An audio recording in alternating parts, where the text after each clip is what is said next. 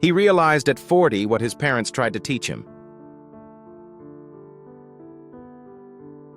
Sometimes, the biggest mistake in life isn't being selfish, it's being too available.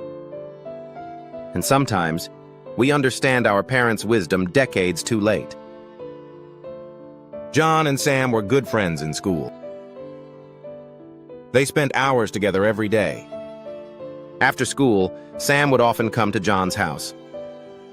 They played. They laughed. They talked endlessly. Time passed without notice. John enjoyed it. But his parents often reminded him of something simple. Time is your biggest asset. They never told him not to have friends. They only warned him gently. Spend time with people, but never so much that you forget your own growth. They would say, one day, if someone turns out to be selfish, you won't regret losing them, but you will regret the time you gave them. Because time is the only thing you can never earn back. John heard those words, but he never truly understood them. John had a dependent personality. He found it hard to say no. He feared disappointing people. He believed that being available meant being valued. So he kept giving. In school, in college, at work. Again and again he found himself surrounded by people who used his kindness.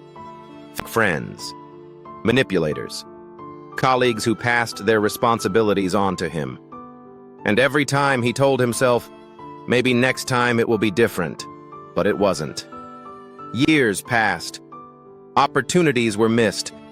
Energy was drained. Goals were delayed. And slowly, frustration replaced innocence.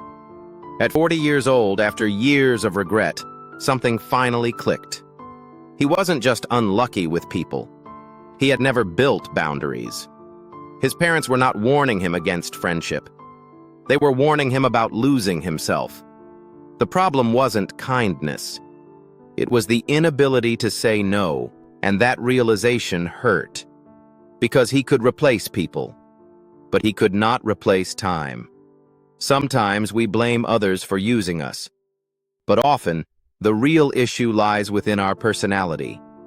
When we fear rejection, when we seek approval, when we tie our worth to being needed, we invite manipulation. Confidence is not loudness. Confidence is the ability to stand alone. Spend time with friends. Build memories. Enjoy connection. But never at the cost of your independence.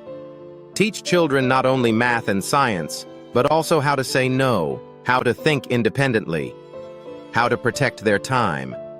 Because personality shapes destiny more than grades ever will. And time is the one asset that never returns.